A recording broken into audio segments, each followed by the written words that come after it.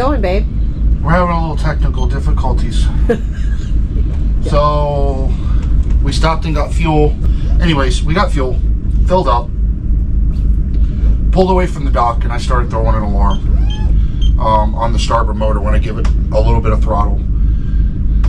Checked everything. Water temperature's good. The oil pressure's good. The water separator, checked that. I changed it. See if anything got caught up. I checked the strainers. But when I give it gas on the starboard side, it bogs. So it's getting a fuel restriction.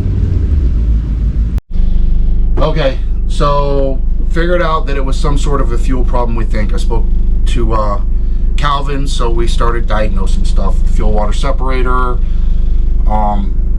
checking everything else. He had me looking for sensors, and then he said there's probably a sensor somewhere, maybe some other filter on the motor. So I started digging through the motor, and I found a big canister on there that I unscrewed, and it had a paper filter over a fuel pump in this motor, and it didn't look horrible, but it didn't look great. So I took it out because we have the fuel water separator, so we're gonna see if that fixes it. But even if it doesn't, we don't have daylight. So that buzzer, that's what was happening when I was giving it throttle. There's a lot of fuel that came out of that canister. I don't even know if it's running. So I could either, if I put it in gear or if it was in neutral, I could give it just a little bit of throttle, and that much throttle right there would make it start.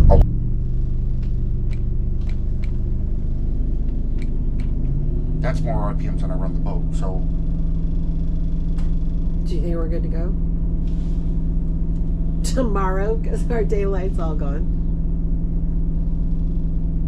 I don't want to say yes, but I think yes, because it did it right away. Awesome. Okay. So Calvin's genius. Thank you, Cal. Well, you're not a genius, Calvin. You just helped me solve it. But you are a genius because you always figure it out. So yeah, Calvin is the go-to guy. So this is what happened.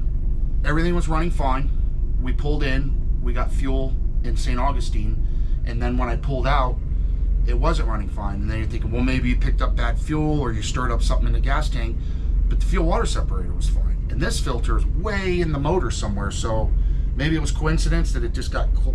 It hasn't been changed in forever because it's an old boat. But just weird that you pumped gas. Yeah, it is. But it's fixed, and I'm happy. So, because I'd have been out there all night with a headlight going. Yeah. You know, so. Yeah, you would. All right. So is wine 30?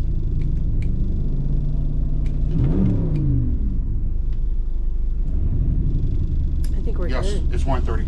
I'm good. Okay.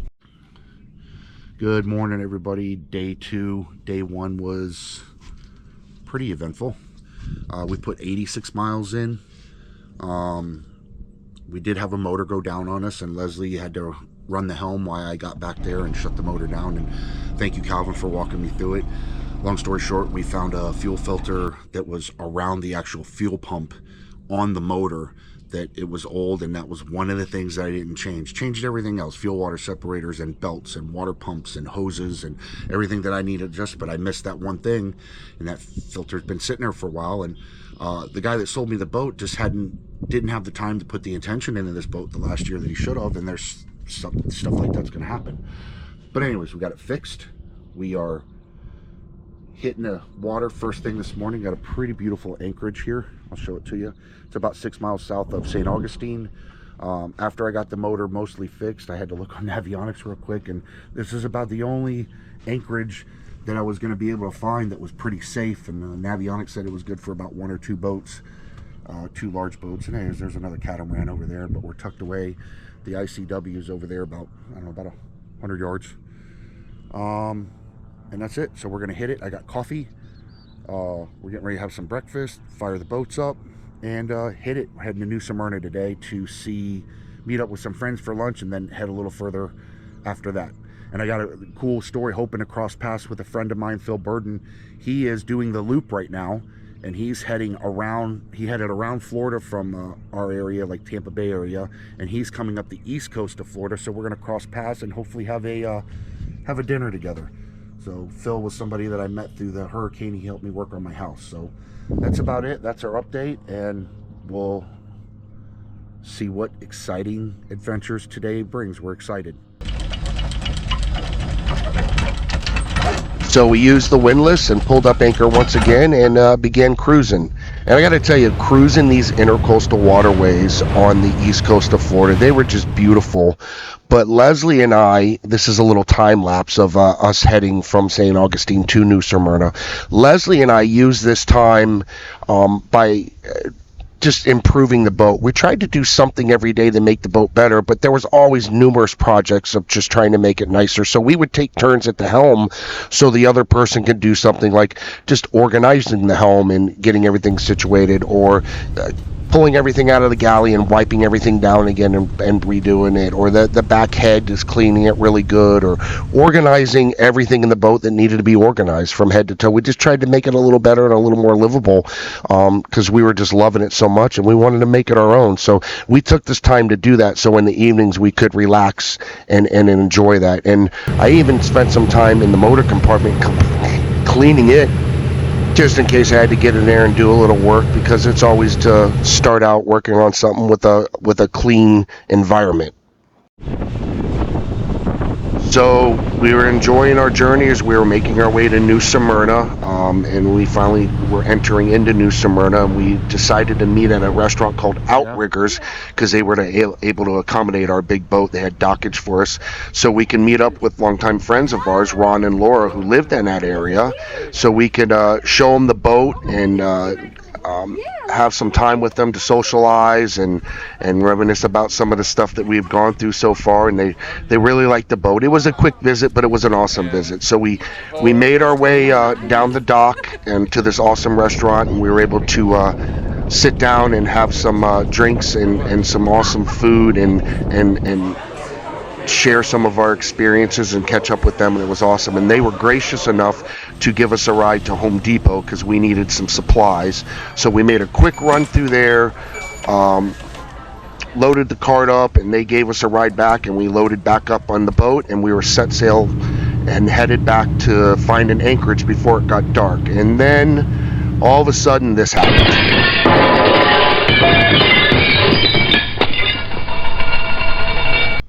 So yeah, it was dark and we were trying to figure out this anchorage, and we ran aground.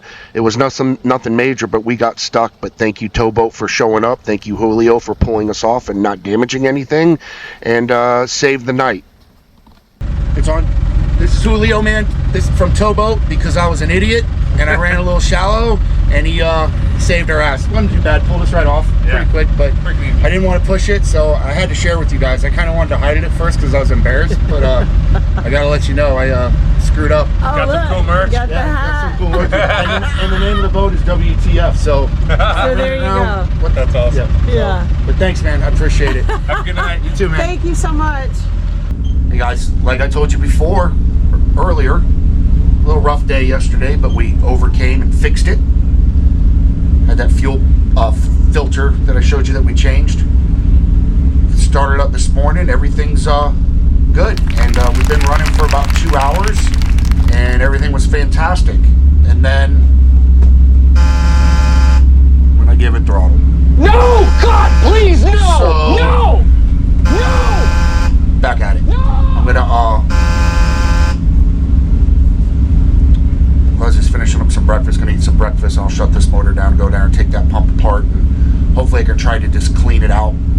If not, I might have to buy a new one, but I think it's that high pressure pump, and we'll go from there. So, but we're still cruising, still moving like 6.5 miles an hour, so we're kind of on pace still, but that's part of some of the stuff I was expected. So I'm gonna hit it. Just wanted to let you know. Good times.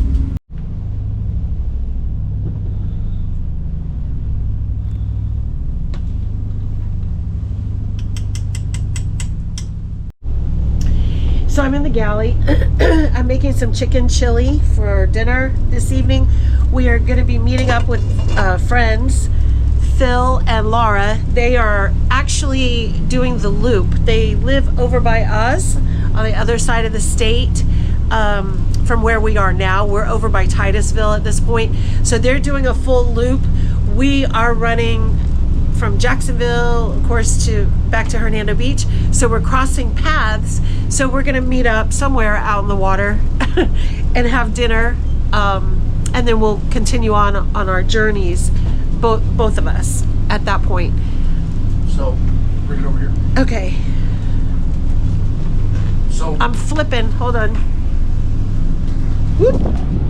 what's cool is, I don't know if you could, a lot of you probably do know, but the loop, so like Leslie said, he's on the other side of the state. He went all the way down around Florida. He's going back up the east coast of Florida, which is where we're crossing paths.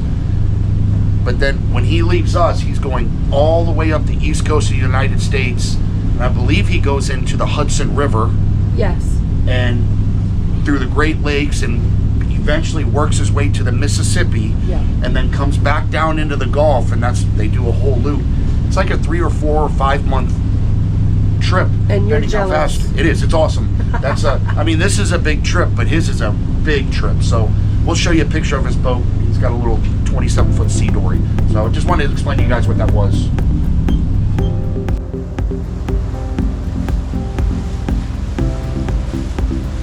So we kept working our way south down the intercoastal, and we came to an area that was kind of the entrance into the Indian River. That's what you see here.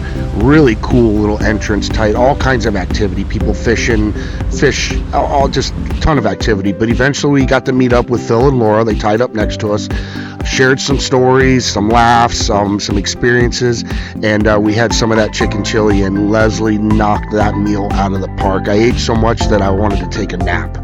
But eventually we had to say goodbye because we both had a mission to complete. So we said our goodbyes, and we both headed our separate ways. Hey guys, we're kind of wrapping this video up now, and we are in Cocoa. Mm-hmm. And we worked our way down from Jacksonville. We're kind of walking you through what we did and showing you what we did this far. Next episode is going to be us working through the Okeechobee, but this is our first experience running and living on a houseboat, powering, finding anchorages, bringing our provisions, meeting up with people, running aground, all that kind of stuff. And we've had a little bit of everything on it, and I wanted to we'll just kind of review over it quickly. What was your favorite? Wow, there's a lot of favorites. I loved meeting up with friends. Thought that was amazing. Ron and Laura Sykes. And then today, a couple that is doing the full loop came, and we were in Titusville. We had lunch. It was lunch, right? Yeah, late lunch. But anyway, Dinner. Phil and Laura, and it was great hooking up with them and just, So say hi, give hugs, and head out. Because Phil and Laura are doing the loop. They're heading this way. We were 2 ships passing in the afternoon. We're bringing a boat back, so it was cool to have lunch with them. Ron and Laura, one, thank you for having dinner with us and also running us around getting provisions. And Laura, thank you for the cookies. But we stopped here in Cocoa because it's beautiful. We got an awesome sunset. Actually, this is the best part anyways, is once the sun drops, you get the colors. But we got a cool little bridge. We got all kinds of marine life activity. We've had a full moon while we're traveling and doing this, so the nights have been awesome, just hanging out, seeing dolphin coming by the boat, crabs, shrimp swimming by people netting shrimp. Had some bad experiences, ran aground at night, and it sucked because and I know better, but the navionics showed me something, and then it kind of wasn't there, and and I was like, well, let's just bump up a little closer and take a look. Well, you don't do that in a 47-foot houseboat that drafts 3.5 feet because I got stuck. I tried quickly to get it off. It didn't. Just shut it down. We have towboat. Carlos showed up, gave us a high five. Literally didn't have to rev the motors up. Slowly pulled us off. Gave Carlos some merch. I don't think it was Carlos. I think his name was Pedro. No, I think I said it in the video. I know I said it in the video. Yeah, I'll leave it in there. When you edit, you'll find them. But yeah, he was awesome. He was awesome, and The bad part was that we had to travel at night. Yeah. I'm not good with that at all. I'm a nervous wreck. and I was freaking out because I And thought we'd done a prop or a prop shaft. Yeah, And but we went about 3 miles Yeah. till we could find a place to anchor. At that slowly point. pull this off, and when I kicked the motors in gear, everything just spun and did good. This thing's burning a lot of gas. I'm getting 1.5 miles to a gallon, but we've always said we didn't want to, like, we would never live on the hook, but we've had an opportunity to dock this at a marina every single night, and we don't want to because we're enjoying It's the beautiful. view, the weather. Well, we've got a fridge, a fridge. shower, AC if we want it. We haven't needed it. YouTube TV. It's chilly. Yeah, hot water. Not chilly. At nighttime is chilly. Yeah. The daytime is gorgeous. It's perfect. Yeah, so yeah, we got all the amenities you want, and we got plenty of food. We've been eating good, grilling, but we're stopping this video right here at Coco, and by the time you guys watch this, we're gonna be in the Okeechobee Waterway. Okeechobee. I Yeah. can't. It's Lake Okeechobee. Lake Okeechobee Waterway. We'll be there. Yes. Yeah, and makes me stutter when I say that. Like what And that's it. You know, yeah. I think we've pretty much covered the highlights. If you guys have any questions, concerns, or desires to want to do this, find a way to do it with somebody, or find a way to do it yourself, because we only run around this marble one time, and you have to you gotta pursue your dreams, and that's kind of what we're doing, and we're loving it. So thanks for watching. We'll see you on the next episode, and remember, Salty Bushwacker, It's a way of living. it is a way of living. Thank you, guys. We really weren't in sync on that too well. No, and that went